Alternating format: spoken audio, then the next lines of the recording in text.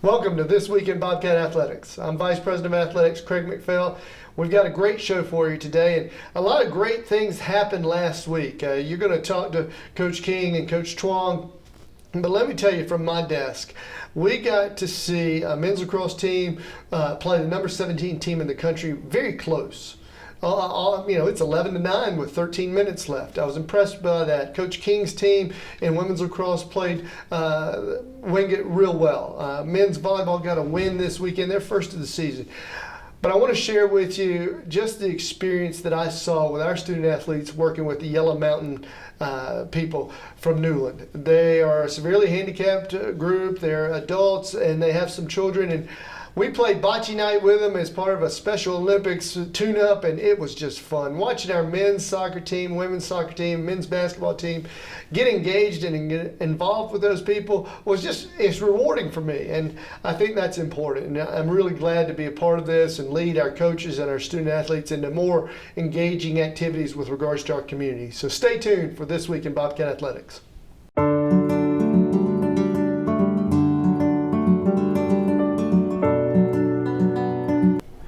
Welcome back to This Week in Bobcat Athletics. I'm Sports Information Director Chris Parker here with women's lacrosse coach Lexi King. Coach, thanks for joining us on the show. Of course. You're about halfway through your season so far, a couple of close losses against some tough teams. Can you just talk about your team's performance so far? I think every game that we've had so far has just been a learning experience, and every game is teaching us things that we need to improve on, but also showing things that we're really strong in, and then learning from that to capitalize on the things that make us strong. Moving forward, that's the game plan. I'm talking about learning experiences. Somebody on your team that has plenty of it is Mia Emerson, your goalie. She leads the conference in saves and save percentage. Can you just talk about what she means defensively and as a leader off the field as a senior? I mean, essentially she's the backbone of our defense, so she's the one communicating to the rest of the defense where the ball is and where it's coming from and that kind of stuff.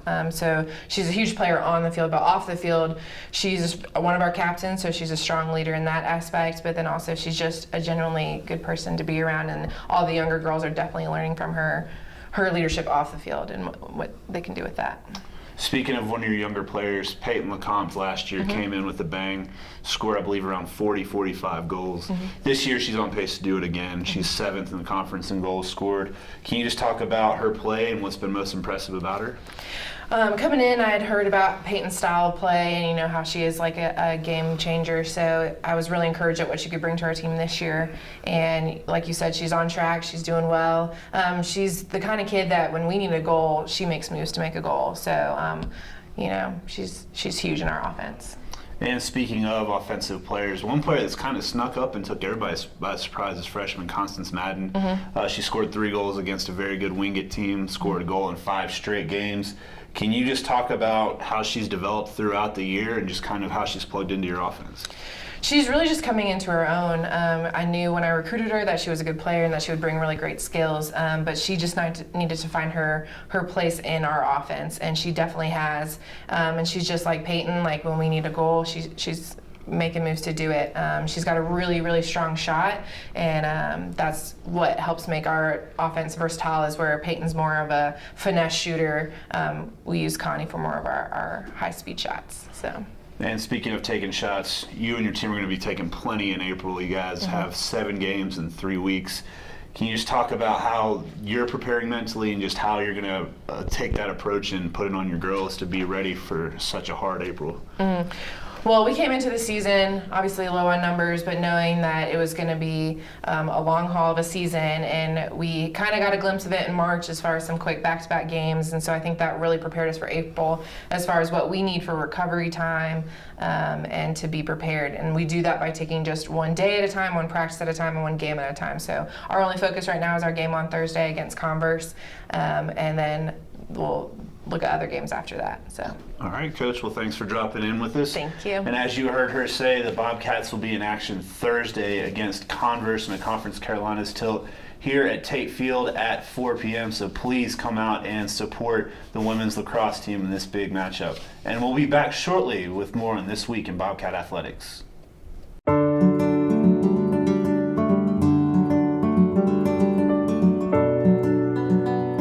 Hi, Hi, and welcome back to This Week in Bobcat Athletics. I'm Vice President of Athletics Craig McPhail, and I've got our men's volleyball coach, Henry Chuang, with us today. Henry, congratulations on the win Saturday. That was a good one. Thank you very much. Tell us a little bit about the season, and we've kind of struggled a little bit, but I think each time we've seen a little progress. What are you seeing as a coach? I see the same thing. I think we have, I don't think our record reflects the quality of our team right now. We've come a long way since the fall. Have guys playing new positions than they did last year. So a lot of things have to learn, both technically and tactically.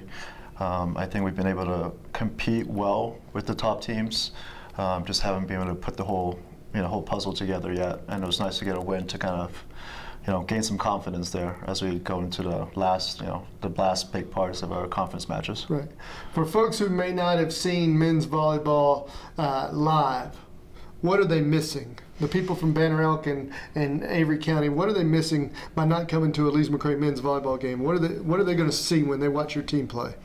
I think it's a very exciting game. It'll be very different from women's volleyball. The athleticism is one of the key things that changes the whole setting of the game. The serves are going to be more powerful, attacks are more powerful, there'll be bigger blocks.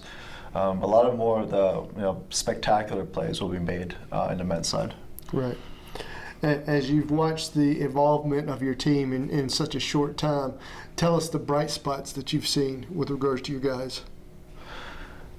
I think the leadership of the team, I think that has grown. Like I said, different guys have taken on different roles.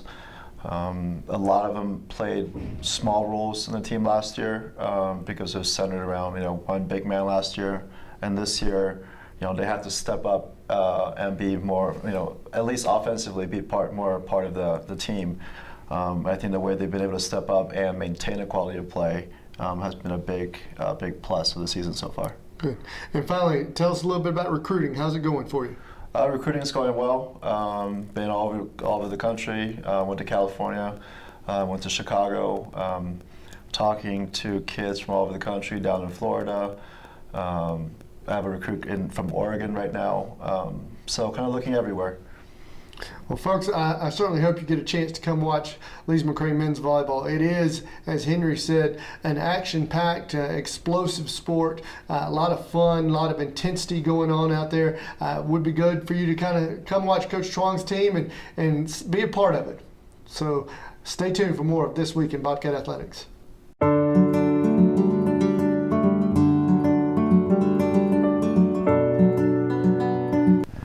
Welcome back to This Week in Bobcat Athletics. I'm Chris Parker. We're here to recap what happened last week and take a look forward to what is coming up this week. As you saw, we spoke with Coach Lexi King about her women's lacrosse team. They dropped a tough 13-8 bout against Wingate. Wingate's probably one of the top 3 teams in the SAC, and we were fortunate enough to have some highlights from that game.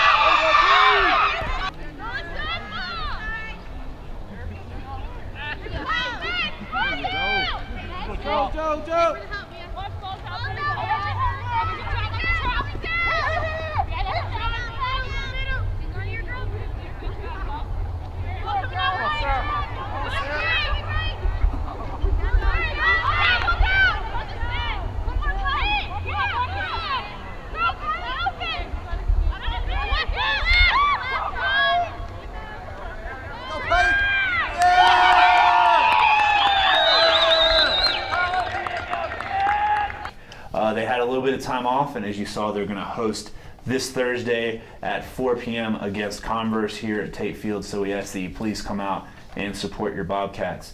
On the men's lacrosse side, Coach Derry Thornton's squad gave a scare to the number 17 team in the nation, and they only got beat 16-10, and it was 11-9 early in the fourth quarter. So his squad played strong, came up a couple of goals short. This week they have another stiff test as they will travel to Belmont Abbey, and they are ranked 15th in the nation, and that game will take place Tuesday down in Belmont, which is right outside of Charlotte. And then the Bobcats will be here Saturday afternoon at 1 p.m. to play Point University here at Tate Field. So if you're around the Banner Elk area for Easter, please come by and check out the men's lacrosse game. Men's volleyball dropped a 3-0 decision to McKendree, and we were fortunate enough to have some film from that event.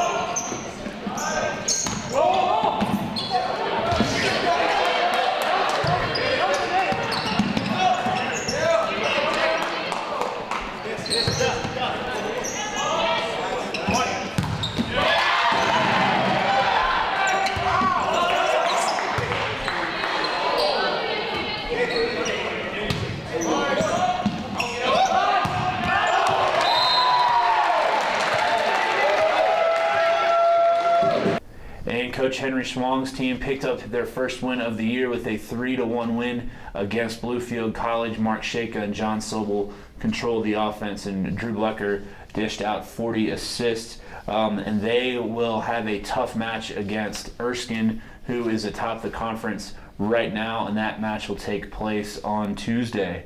The tennis team has been very busy, dropped a bout to North Greenville on both the men's and women's side, and then they turned around the next day and played Southern Wesleyan. The men only lost that one 5-4, very tough match, and the women fell 7-2. So Coach Don Marriott's squad is coming around and playing some stiff competition, but the results are there. And they will be hosting King this weekend, and they'll be hosting Lee University this weekend as well. For the Bobcat softball, they had a busy week in Florida a couple weeks ago. Their only doubleheader got rained out this last week. But this week, they finally are at home. 26 games into the season. They'll be hosting Emmanuel on Wednesday at 3 and 5, and they're going to host Erskine at 3 and 5 on Thursday, depending on the weather. Right now, they're calling for a little bit of rain. Track and field, very impressive. Coach Lee Fletcher's squad, 32 top 10s at Lenore Rhine, including 3 victories. One coming from Christian Lloyd in the pole vault, Cody McNeely in the 800 meter. So they are getting into gear as they are going to travel down to Rock Hill to participate in Winthrop this weekend.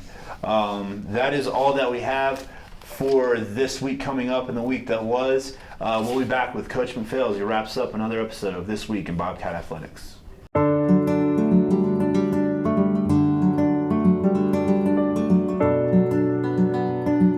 As we wrap up This Week in Bobcat Athletics, I want to share with you something that I felt really special this week. We've talked about the Yellow Mountain Special Olympics bocce night that we had. We've talked about some of the close games and the wins. But the other night, I'm heading home. It's Wednesday night.